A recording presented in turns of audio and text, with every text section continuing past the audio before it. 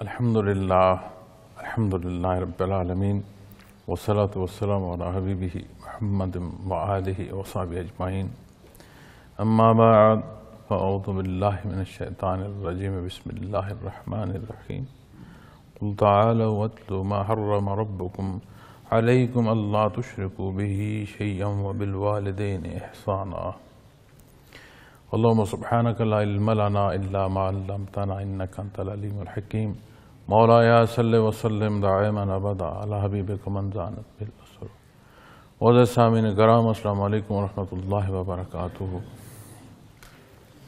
ارشاد باری تعالیٰ ہے، فرمائیے او میں تم کو پڑھ کر سناؤں جو تمہارے پروردگار نے تم پر حرام کیا ہے کہ اس اللہ کے ساتھ کسی شے کو بھی شریک نہ بناؤ اور ماں باپ کے ساتھ احسان کرو۔ معزز سامعین کرام، کفار کی اعتراضات، کفار کی وہ من گھڑت باتیں جو عبادات کے تحت و اختیار کرتے ہیں، اسی طرح جانوروں میں حلال حرام اور بے شمار وہ پہلو جو مشرکین نے خود گھڑ رکھے تھے، تو انہیں اللہ جل شانہ نے جہاں ہر ان کی ان غلط باتوں کا جواب ارشاد فرمایا، تو اسی موضوع کو آتے جب یہ رکوع ختم ہوا پچھلا، تو اگلے رکوع میں جو ابتدا ہے یہاں اللہ جل شانہ نے نبی کریم صلی اللہ علیہ وسلم کو ارشاد فرمایا کہ اے میرے حبیب، آپ انہیں بتائیں کہ اللہ جل شانہ ربکم، تمہارے پروردگار نے، یعنی جس نے تمہیں پیدا فرمایا، جو تمہاری ہر ضرورت پوری فرماتی ہے، ذات، اس ذات نے کیا حرام کیا ہے؟ اپنی طرف سے جس نے جو گھڑ رکھا ہے وہ درست نہیں ہے، درست وہ بات ہے جو اللہ کریم نے ارشاد فرمائی۔ پھر اس کا دوسرا پہلو کہ خرابی کی بات ہوتی ہے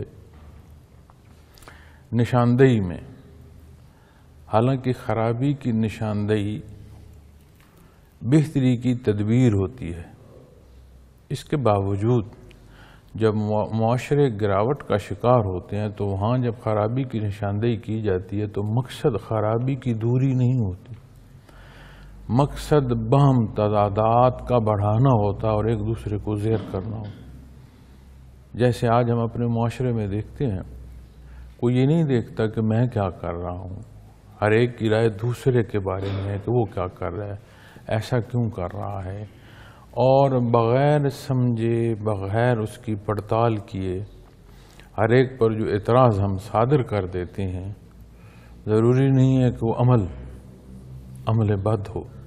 کتنے ہی ہم اعمال ایسے ہیں جو صالح ہوتے ہیں، دیکھنے والا حقیقت نہیں جانتا، اور جو وہ رائے سمجھتا ہے اس رائے کا اطلاق اس طرح کرتا ہے کہ اس نشاندہی میں جیسے کسی کو زہر کرنا ہے۔ تو جو اعمال ہیں ان کی بنیاد نیت ہے، اور جب نیتوں میں فطور ہوگا تو نشاندہی صالح نہیں ہو سکتی، پھر اس میں بھی تعفن ہوگا، اس میں بھی کوئی نہ کوئی پہلو ایسا ہوگا جس سے مزید خرابی پیدا ہوگی۔ پھر اسی حصے میں جب یہ موضوع اور یہ بات آتی ہے کہ اگر کوئی شے خراب ہے یا کہیں کوئی معاملہ خراب ہے تو پھر درست کیا ہو یا درست کیسے کیا جائے، تو یہاں اللہ کریم نے اس جگہ کی خرابی، چونکہ نبی کریم صلی اللہ علیہ وسلم کی بعثت اور آپ کی بعثت کی برکت اس وقت اور اس زمانے کو تمام زمانوں میں فضیلت عطا کرتی، لیکن پیشتر اس کے اگر خرابی میں بھی دیکھا جائے تو پھر گھٹا ٹوپ اندھیرا جو ہے وہ آپ صلی اللہ علیہ وسلم کی بعثت رحمت عالم سے پہلے، آپ کی ولادت باسعادت سے بعثت رحمت عالم، اور پھر بعثت رحمت عالم سے لے کر قرآن کریم کے آخری حکم تک، تکمیل دین تک، یہ سارے وہ حصے ہیں جس نے نہ صرف اس اندھیرے کو زائل کیا اور روشنی عطا کی مخلوق کو، بلکہ قیامت تک انسان کی ہر ضرورت اور ہر سوال کا جو ہے جواب ارشاد فرما دیا گیا۔ تو جب معاشرے میں خرابی کی بات کی جاتی ہے تو یہ موضوع کافی نہیں ہوتا نا، یہاں معاملہ حل ہوتا ہے۔ درستگی کی ضرورت ہوتی ہے کہ ہاں خرابی چھوڑی جائے، پھر درست کیا ہے اور اس درست عمل کو اختیار کیا جائے تو معاملات جو ہیں وہ سیدھے راہ پر گامزن ہوتے ہیں۔ اسی طرح جب بنیادی حصہ اللہ کریم نے یہاں ارشاد فرمایا، یہ آیات ہم نے اپنے ماہانہ اجتماعات میں بھی ان پر بیان آیا ہے، لیکن اللہ کریم کا کلام ہے اور کچھ نہ کچھ بیان ہونا ہے۔ جب تک زندگی ہے، اللہ کریم کو منظور ہے، تو پھر دوبارہ بات الف لام میم سے شروع ہو جاتی ہے۔ تو اللہ کریم اپنی برکات عطا فرمائے، کمی بیشیاں معاف فرمائے۔ اور ایسا بحر ہے، اس بحر میں جب بھی کوئی اترے اپنی طرح کے کھیرے جواہرات اسے نصیب ہوتے ہیں۔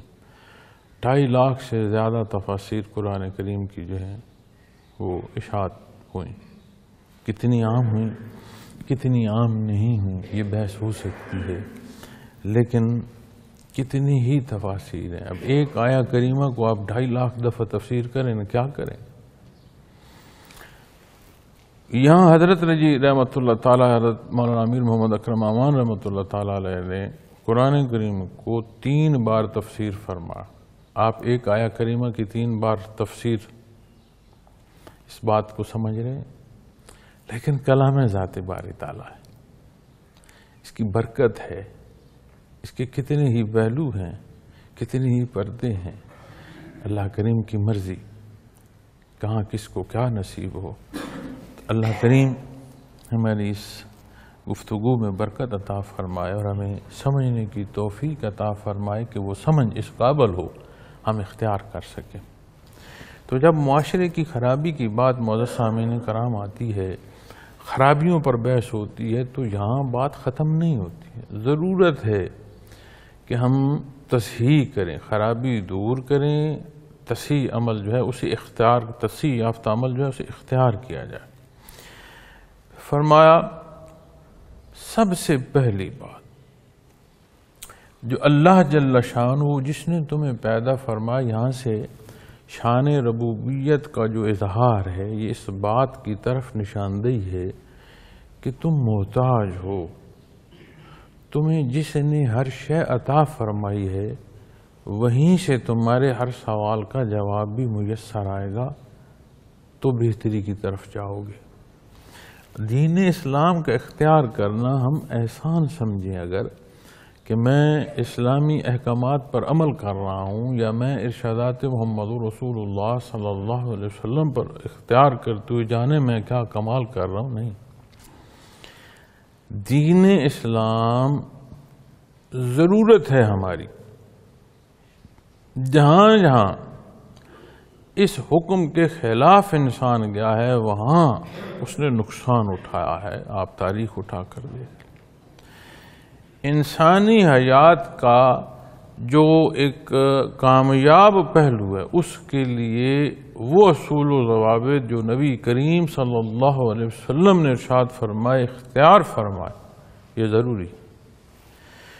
تو اللہ کریم شان ربوبیت کا اظہار فرماتے ہوئے، ربکم ما حرم ربکم، اس نے حرام کیا جو تمہارا پالنہار ہے، جو تمہاری ہر ضرورت پوری فرماتا ہے، کس شے کو؟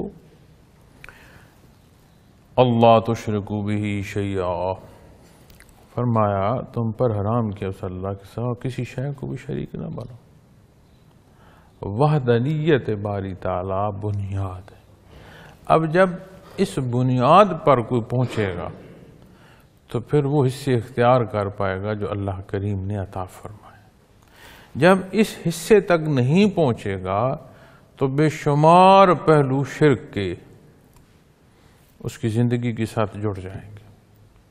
ظاہری طور پر کیسی مخلوق اتنی ہے جو یہ کہتی ہے کہ ہم کسی خدا کو نہیں مانتے، لیکن طاقت کو خدا مان رہے ہوتے ہیں، پیسے کو خدا مان رہے ہوتے ہیں، افراد کی جو ہیں دروازے ان پر سجدے کر رہے ہوتے ہیں۔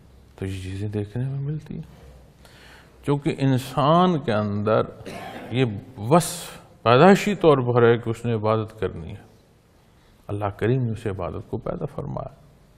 اب جس کی پیدائش جس مقصد کے لیے ہے، ان اقراض و مقاصد کا حاصل کرنا، یہ وصف بنیادی طور پر اس کے اندر موجود ہوگا تو وہ اپنی پیدائش کے مقصد کو پہنچ پائے گا۔ اب جب وہ حق سے دور ہوتا ہے، کتنا دور ہے اور کتنی ظلمت میں ہے، اس طرح کے پھر حصے وہ اختیار کرتا ہے اور معمولات اختیار کرتا چلا جاتا ہے۔ لیکن انسان کے اندر پیدائشی طور پر، اور نبی کریم صلی اللہ علیہ وسلم کا فرمان عالی بھی ہے کہ جو ہر پیدا ہونے والا جو بچہ ہے اس کے اندر یہ موجود ہے کہ وہ حق اختیار کر سکے، اس کا معاشرہ، اس کے والدین گرد و پیش اسے کہاں کس طرف ڈھالتے ہیں، پھر سن بلوغت کو پہنچتے ہوئے جو انسان خود فیصلہ کرتا ہے، چونکہ انابت بڑی بنیادی شے ہے، اور یہدی من ینیب، ہدایت نصیب ہوتی ہے، اس انابت جو ہے یہ بنیاد۔ تو جب اللہ کریم کے ساتھ کسی کو شریک نہیں بنایا جائے گا تو پھر سارے حصے جو اللہ کریم نے عطا فرمائے انہیں اختیار کیا جائے گا۔ جب دین اسلام کو اختیار کیا جائے گا تو زندگی کا ہر پہلو جامع اور اکمل راہ کی طرف گامزن ہو جائے گا۔ کس کو کتنا عمل اختیار کرنا نصیب ہوا، اسے کتنی شرف قبولیت عطا ہوئی، یہ الگ موضوعات ہیں، لیکن سہل رستہ اور کامیابی کا رستہ جو ہے وہ اختیار ہو جاتا ہے اور قدم بقدم انسان چلنا شروع کر دیتا ہے اور اپنا مقصد تخلیق حاصل کرتا ہے بحالت ایمان دار دنیا سے جب جانا نصیب ہو جائے۔ قادر مطلق ہے، وہ فرماتا ہے کسی کو بخش دوں کسی کو نہ بخشوں، لیکن اللہ کریم ہے، قرآن کریم میں آیات یہ بڑا واضح بیان فرمایا گیا ہے کہ جو نیکی کرتا ہے اسے عمل سے زائد عطا کیا جائے گا، اور جو بدی کرتا ہے اس کی سزا اتنی ہوگی جتنی اس نے بدی کی۔ وہ غفور الرحیم ہے۔ ہم اپنے تحت اپنے تئیں دیکھتے ہیں، جیسے ہم اپنی جیسی مخلوق کو ماپتے ہیں کہ میں نے یہ عمل کیا، اس کے بعد دوسرا جو فرد ہے وہ کیا کرے گا۔ اللہ کریم ہم مخلوق ہیں، مخلوق کی سوچوں یا مخلوق کا حال خالق پر نہیں کیا جا سکتا، اس کی ذات لامحدود ہے، صفات باری تعالی لامحدود ہیں، ہم اس کی ذات کا احاطہ نہیں کر سکتے۔ تو فرمایا اللہ تشرک بی شیئا، کسی شے کو اس کا شریک نہ بناؤ۔ جب یہاں اختیار کیا جاتا ہے عمل تو سب سے پہلے لا الہ، کوئی الہ نہیں ہے، ہر شے کی نفی ہوگی الا اللہ، سوائے اللہ۔ اب یہ ایسی بنیاد، اور اس میں ایک نقطہ عرض کرنا چاہتا ہوں، اکثر ہماری گفتگو یا بحث رہتی ہے کیفیات قلبی کے حوالے سے بھی،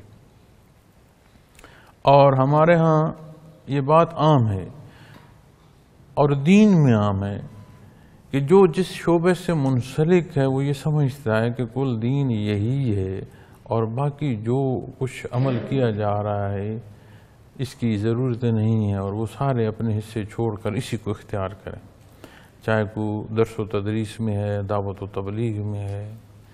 اسی طرح جب خانقاہ کی بات آتی ہے، کیفیات قلبی کی بات آتی ہے، تو یہاں بھی ایک بحث آتی ہے کہ جب یہ سارے احکامات پورے کیے، فرائض پورے کیے، ضروریات زندگی میں دیکھا حلال حرام کیا ہے، پھر مزید اس کی کیا ضرورت ہے؟ معزز سامعین کرام، جب یہ سمجھ نصیب ہو کہ یہ دنیا کی جو زندگی ہے اس کی حقیقت ہے کیا، تو پھر اس اہمیت کی بھی سمجھ آئے گی کہ یہ اللہ اللہ کرنا اور کیفیت قلبی سے منسلک ہونا، اور وہ بیر جو قلب اثر محمد رسول اللہ صلی اللہ علیہ وسلم سے بہ رہا ہے، اس اللہ کے اس احسان اور کرم کے ساتھ منسلک ہونا کتنی بڑی خوش بختی ہے۔ کیسے؟ جب اس دنیا کی زندگی اور اس کی حقیقت کو دیکھا جائے تو قرآن کریم فرماتا ہے کہ اللہ کریم نے عبادت کو پیدا فرمایا، اس کے اسلوب نیت سے لے کر عمل تک قرآن کریم بیان فرماتا ہے۔ نبی کریم صلی اللہ علیہ وسلم کی سنت، آپ کا فرمان، آپ کی پسند و ناپسند وہ حدود و قیود ہیں جو کلام ذاتی کی ہمارے لیے مقرر فرما دی گئی۔ اب اس سارے کو جو اختیار کرنا ہے کس لیے ہے؟ اس لیے کہ اللہ کریم کی عبادت کی جائے، اس کی رضا حاصل ہو، اور اخروی حیات میں اس کے مقربین کی جو جگہ ہے وہاں تک پہنچنا نصیب ہو، اور جو ظلم اور زیادتی ہے اس سے بچا جائے، نہیں تو انجام بد سے واسطہ پڑے گا، جزا و سزا ہے روز معاشر کے دن۔ تو عمل صالح اختیار کیا جائے تاکہ انعام کا راستہ ملے، عمل بد سے بچا جائے تاکہ سزا سے بچا جا سکے۔ اب جب ہم اس باریکی کو دیکھیں اور دوسری طرف زندگی وہ جس نے کبھی ختم نہیں ہونا، یہ زندگی جس کا لالچ آج ہم کر رہے ہیں، جس کے ساتھ ایسے چمٹے ہوئے ہیں شاید ہم نے اسے چھوڑنا نہیں ہے، یہ خود چھوڑ جائے گی۔ یہ حیات یہاں کا تسلسل خود منقطع کر دے گی، جس سے جتنا سختی سے کوئی چمٹ سکتا ہے چمٹ لے، منقطع ہو جائے۔ لیکن اس اختتام کے بعد زندگی کی اور حیات کی یہ کروٹ ہے، اختتام کلی نہیں ہے۔ جہان فانی کی زندگی جو فرصت ہے یہ اس کا اختتام ہے۔ جب یہ کروٹ برزخ میں جائے گی تو پھر نتائج شروع ہو جائیں گے، جیسی زندگی اور جیسے اعمال اختیار کیے ہیں ویسے نتائج سے واسطہ پڑے گا۔ پھر قیامت اور حساب کتاب کے بعد جو ابدالآباد زندگی ہے اس نے ختم نہیں ہونا، ہمیشہ کی زندگی۔ اب اس محدود زندگی کی عبادات پر اللہ کریم وہ اجر عطا فرما رہے ہیں جو ہمیشگی کے ہیں۔ پھر اسی زندگی میں جب اس کی رضا کی طرف گامزن ہے پھر ایک پہلو آتا ہے اس کے قرب کا۔ تعلیمات محمد رسول اللہ صلی اللہ علیہ وسلم سے اس کی رضا نصیب ہوتی ہے۔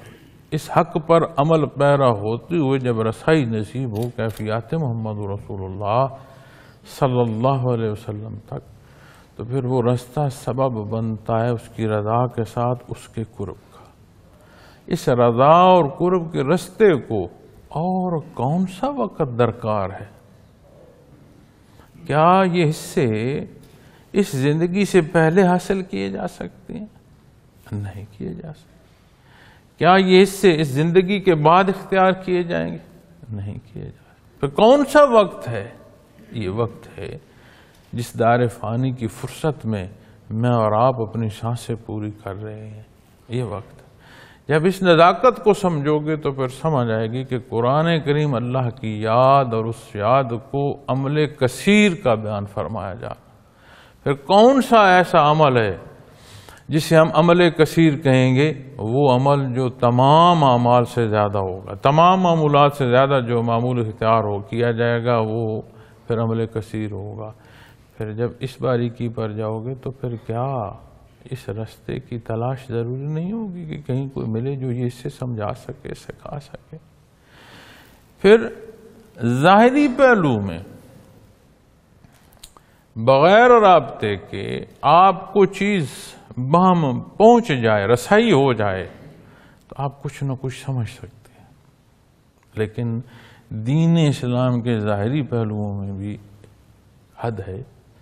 حدود و قیود وہ جو نبی کریم صلی اللہ علیہ وسلم نے مقرر فرمائی ہیں، اس کے علاوہ اپنی پسند سے اگر کوئی ترجمہ کرتا ہے قرآن کریم کا، اپنی پسند سے وہ مطلب لیتا ہے حدیث مبارکہ کا، تو وہ ظلم کرتا ہے، وہ زیادتی کرتا ہے۔ لیکن ظاہری پہلوؤں میں ان حدود کے اندر رہتے ہوئے کچھ حاصل ہو سکتا ہے، اور جب اللہ کریم استاد عطا فرمائے، تربیت کا سبب نصیب ہو جائے تو اس میں وہ کمال کی طرف چل پڑتا ہے۔